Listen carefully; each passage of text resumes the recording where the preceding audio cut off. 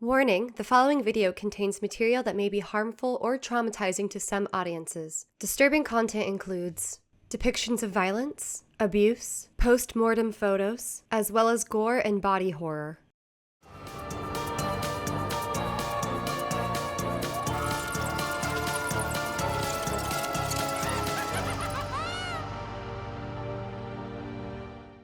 Hello, and welcome to Cheap Thrills and Real Kills. I haven't come up with a better title for this yet. I know it's kind of long and wordy. If you have a better title, let me know. I'm Katie Adkins, or the Tiger Wizard, and I will be watching all of my favorite spooky movies that are based on a true story, and then comparing them to the real-life events that they are based on to see how well they compare. Here's to hoping I make more than just one episode. I know I've definitely been known to start a series and then never continue, like my dating simulator reviews. Perfect date. When I downloaded it, I assumed you'd be a cat that dates other cats. We're just gonna ignore that and not acknowledge those. Maybe I'll make another one day. God, those are time consuming. For our first episode, I decided I wanted to talk about the Exorcism of Emily Rose. By the way, I do not have all this memorized. You will catch me sometimes looking down and reading. I don't care. It's what's gonna happen. This is my new version of me screaming into the void, talking into the void about all of my fun movie opinions and having fun conversations with myself about my research. That's what this is. So the Exorcism of Emily Rose, I first saw this movie in 2005 when it came out in theaters. I was 13 years old and I actually saw it multiple times in theaters. I don't know what possessed me. Kill me. To see this like 3 times. I wasn't really into horror at the time. I was just a little bitch baby still. I was not good with horror. I had to recognize that if I am going to watch a horror movie, I am going to have consequences. Those consequences are that I will have nightmares and be scared and not be able to sleep for like 3 months straight if the movie happens to be scary enough.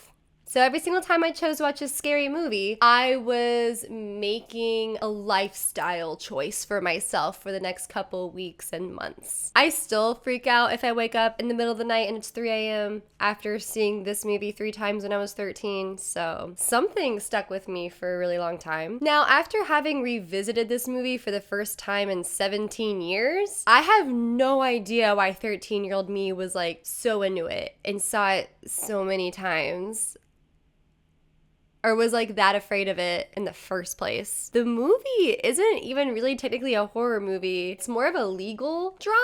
As someone who grew up in a very legal drama obsessed household, I can tell you right now that that was not a genre that I was interested in middle school, except maybe Legally Blonde. I'm gonna tell all of you why I'm gonna make an amazing lawyer. She's fine. Elle Woods is fine. But I used to wake up in the middle of the night in a cold sweat because my parents thought that I was a deep sleeper, I guess, and thought that I could sleep through their blaring TV in the middle of the night, and they were always choosing to watch. Anyway, I'm thinking maybe I was so fixated on the Exorcism of Emily Rose because it was inspired by true events. I'm thinking I saw this movie partially as nonfiction, and it both fascinated and scared me. See, I never really grew up fearing demons and possessions until I saw this movie. This movie made me be like, oh, possession's spooky. Which is interesting when you consider my own like spiritual upbringing through my mom constantly telling me that demons are real, but ghosts are not real.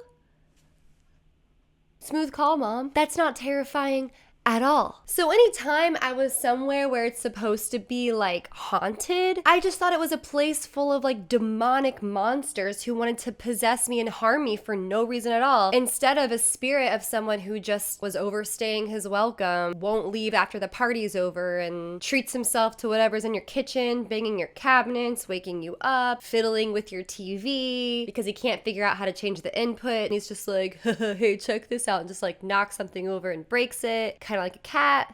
Are ghosts kind of like a cat? I always viewed ghosts as like hungover frat dudes, and now I'm wondering if they're just like ghost cats. So the movie focuses around the murder trial of Father Richard Moore. He was the priest that was caring for Emily Rose and performed the exorcism on her. An ambitious defense attorney, Aaron Bruner, is assigned the case, immediately goes to work on her defense for Richard Moore. Richard, however, has his own plans to use the case to prove to the world that God, demons, and the supernatural are all real, which isn't the best for defense attorneys to have to deal with. And of course, in this very specific situation, Aaron's entire career is riding on this case. I'm here to make senior partner of my firm. I've been junior partner for too long now, Carl. Meanwhile, this poor prosecutor, Ethan Thomas, is just trying to do his job where he's standing. A poor girl died in a horrific way that he truly believes could have been prevented if she was just hospitalized or given some sort of medical care. So the first half of this movie, prosecutor doing everything he can to prove Emily Rose is just a sick girl in need of help. Some freaky combo of epilepsy and psychosis. Epilepsy. Epileptic. Epileptic. Epileptic and epileptic. Epileptic. Epileptic. Epilepsy. Psychosis. Psychosis and epilepsy. Epilepsy. Epileptic. Psychotic. Epileptic. Epilepsy. Psychotic. Epileptic. Psychotic. Epileptic. Epilepsy. Psychosis. Psychotic. Epileptic. Epileptic. Psychosis. Psychotic. Epileptic. Psychotic. And they were giving her the medication for epilepsy, but are stating that Richard Moore killed Emily because he encouraged her to stop taking her medication and stop seeking medical help. This kind of gives me immediate flashbacks to the taking of Deborah Logan. It's just Alzheimer's. She just has Alzheimer's. In my opinion, though, Ethan could have found better doctors to put on the stand. Honestly, the most horrifying part of the whole movie to me was this. What exactly do you think should have been done? Upon recognizing her condition, I would have tranquilized her and force-fed her. And then, if necessary, I would have treated her with electroconvulsive therapy. Electroshock treatment. You would have done this against her will. I would literally take demonic possession over that. Nope, I'm possessed. You don't need to do any of that. We don't need to tranquilize me. We don't need to force feed me. We don't need to give me electroshock therapy, which I actually thought was like illegal, at least in 2005. I think it's illegal now. Is it legal? Is it illegal? I'm gonna have to look that up now. Horrifying. Through the whole movie, there are sprinkled in flashbacks to what happened to Emily Rose, and it's what happened to Emily Rose according to the retelling of Father Richard Moore. There is one or two flashbacks that show what she might have looked like if she actually was suffering from epileptic seizures and what that might have looked like. But for the most part, it's about like her demonic possession. Her possession story throughout this whole film is honestly a very short story. I see why they chose to make this a legal drama instead of a full horror film about her possession, because the truth is I just don't think there is enough story and plot in the possession part to fill up 2 full hours of a movie. Most of what we see is like the legal drama and the weird subplot of Aaron Bruner like kind of being haunted by a demon and kind of not. The full possession story. Emily gets a college scholarship and goes to school. She's alone in the dorms one night, wakes up at 3 a.m. to the smell of burning. Some shit gets knocked over in her room. It scares her. She gets attacked by unseen forces. Freaks the fuck out. Rightfully so. After this, she seeks medical help, and they're like, well, clearly this is epilepsy. She stays the night in the hospital, sees a scary magic cloud man, and then is possessed by demons. Turns out she had fought them off that previous night. Now she's possessed, thanks to the hospital demons, I guess. So she starts hallucinating all the time and seeing demonic faces everywhere and in everyone, which is freaky. So she runs to her local chapel and then just does some extreme yoga and freaks out her boyfriend, looking blazed as fuck. He stays the night with her in the chapel, I think, and it's just scary time. Her hearing intensifies, she stops eating. Everyone's like, she's super not okay. We need to send her home. So she gets sent home and, starts clawing at the walls and eating spiders and bugs. Becomes proficient in about 5 different languages.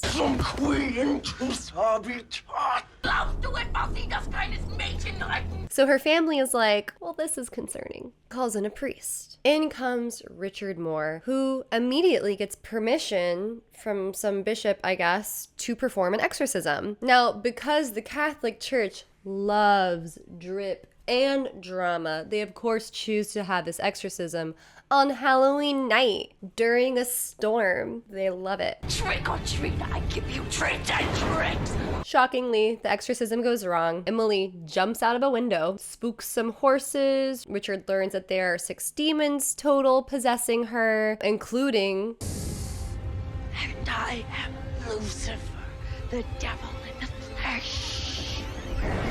I remember that part being scary as a teen, but now it's such a cheesy like reveal. Like, I don't know, something about it felt so cheesy and funny to me. Like, of course Lucifer himself is there. Why wouldn't he be? So after the exorcism, Emily passes the fuck out, has a little meeting with the Virgin Mary. They meet up, have a little gal pal. Virgin Mary goes, hey, I'm gonna straight up tell you to your face, you can either come with me and die now, or you can go back to your silly little condemned and painful body where you will never be able to expel those demons. Good news is you'll be a symbol around the world that demons are real. People will know because of your suffering. It's a real fucked up way to do that, Mary. Emily decides to stay because I guess she likes that. I don't know. People like having purpose. I kind of get it. If anything, this movie makes me want to be like even less religious, because if this is how you treat your most loyal club members, girl, you can count me out. So then Emily Rose writes a letter to Richard Moore, refuses to undergo any more exorcisms, and dies. She just dies. So the second half of the trial and the movie is all about the defense. The defense trying to plant probable doubt into the jury, make them think that maybe demons are real. They use a tape recording of the exorcism as evidence to support their claim, and they kind of win. Like, the jury's like, no, he's guilty of negligent homicide. But I don't think he should have to go to prison at all. Clearly this man had good intentions. This court is dismissed. And since it's a 2000s movie, you had to have your couple frames of text explaining what happens to our characters after the movie ends. As Emily predicted, her story has affected many people. Emily's gravesite has become an unofficial holy shrine which continues to draw visitors from all over the world. After the trial, Father Moore went into seclusion, refusing to appeal his guilty conviction and stating, "This is a matter of God. Worldly courts cannot pass any judgment on it." Erin Bruner shared her case files with an expert in medical research and anthropology whose further research and published work about the life and death of Emily Rose inspired this film.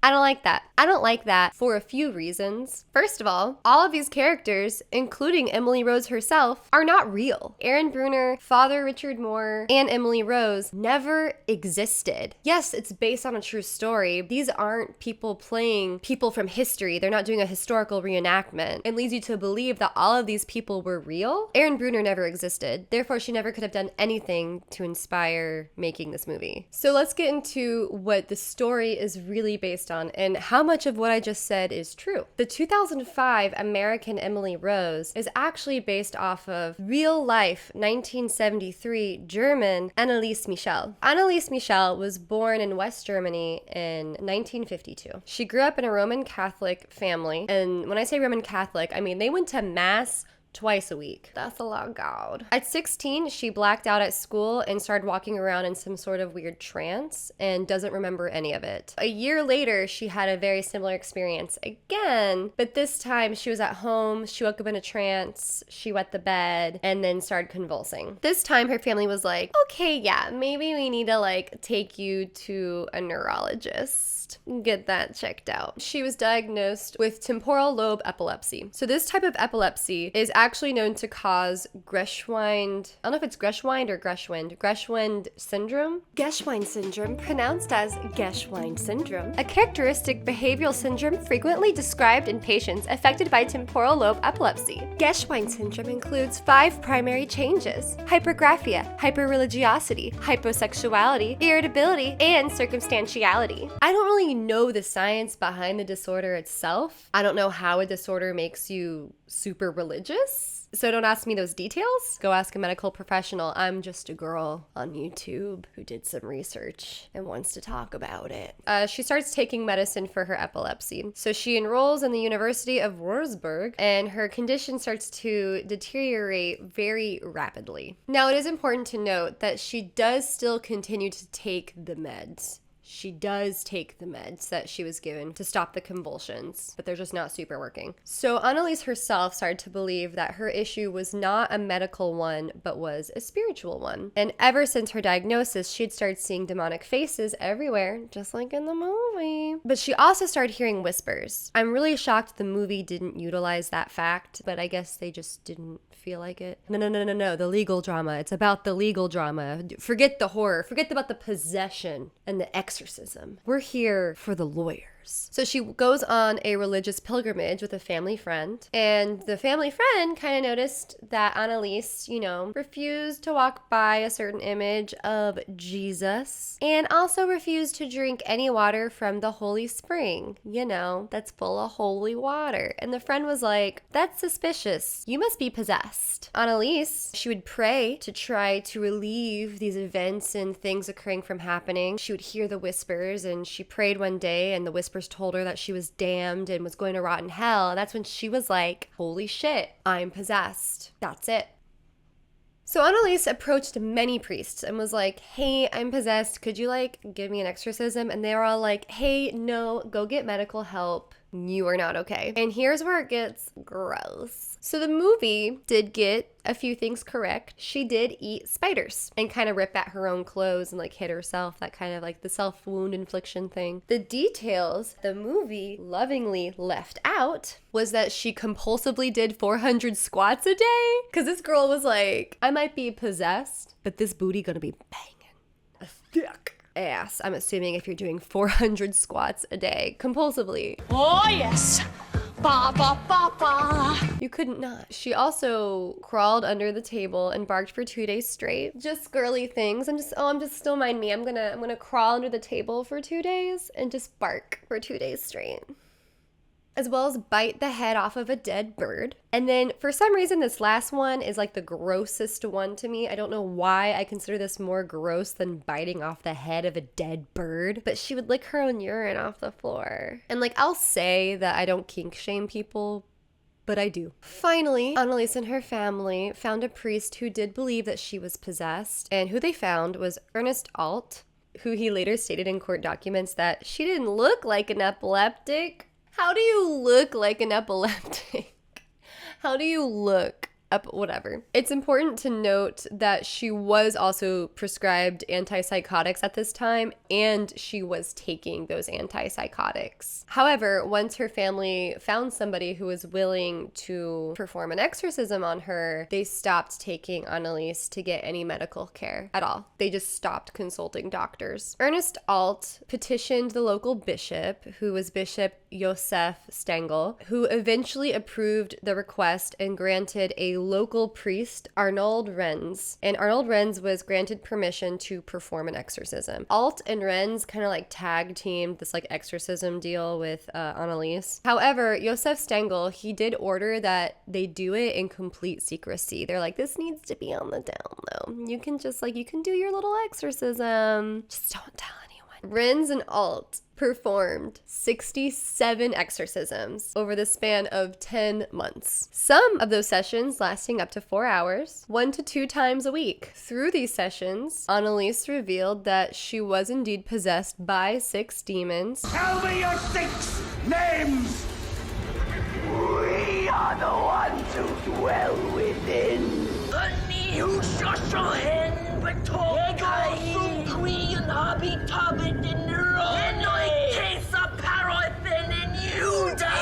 Adolf Hitler.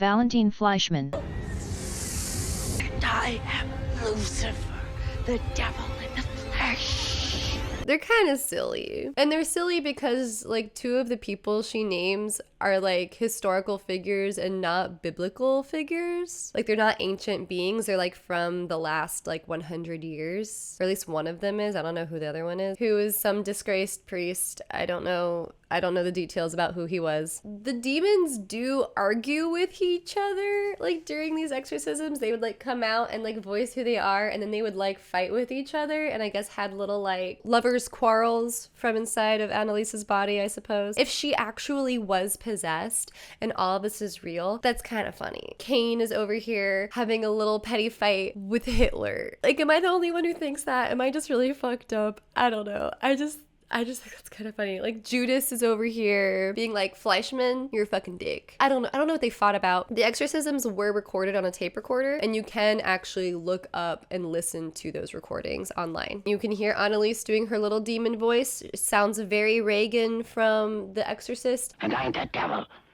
Now kindly undo these straps.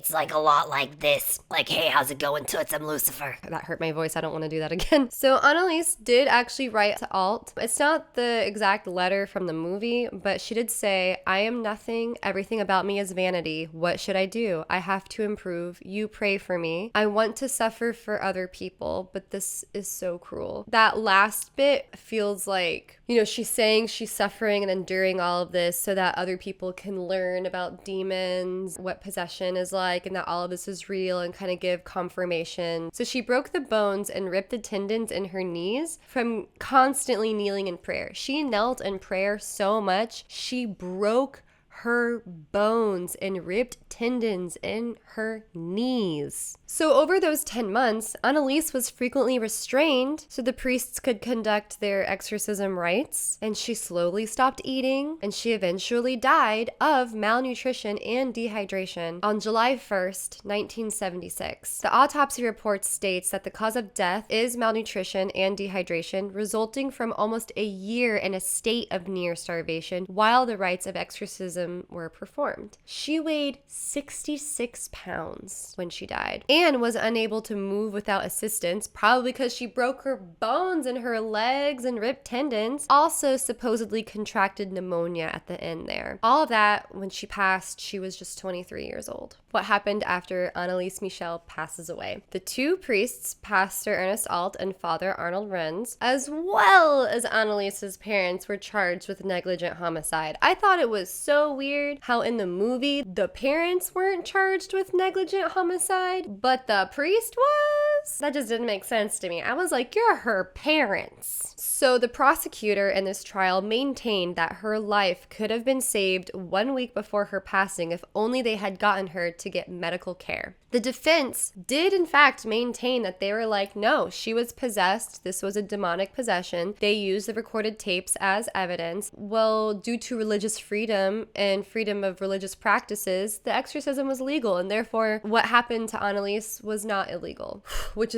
that's a bold statement to make. All four were found guilty, but they only gave the priests suspended prison sentences as well as a fine to pay, and then decided the parents had just suffered enough. They were like, this was enough trauma for you already. Just go home. Anneliese Michel's gravesite has in fact become a place of pilgrimage for many religious people, and those who visit her grave are noted to truly believing in that she was possessed. Like, they don't visit her as like, poor girl who needed medical help. Like, they show up and they were like, this girl's proof of something bigger than us. This is an important religious figure in our lives. She's like a pseudo saint. So in 2005, Anneliese's mother was actually still alive and did not support nor knew anything about the making of the movie The Exorcism of Emily Rose. I don't even think they tried to consult her. Like, maybe they did and she was like, what the fuck? That was a really traumatic event for my life. Like, fuck off. Why are you making this movie? However, due to the fact that this movie is based on a true story, and that true story is Anneliese Michel, people wanted quotes from the mom about it. Journalists showed up and were like, hey, what's your comment? I couldn't find many comments, but I did find one that she gave to The Telegraph in 2005. Anna Michel, Anneliese's mother, says, I know that we did the right thing because I saw the sign of Christ in her hands. She was bearing stigmata, and that was a sign from God that we should exorcise the demons. She died to save other lost souls to atone for their sins. Emily Rose does have stigmata, and supposedly Anneliese also had stigmata. So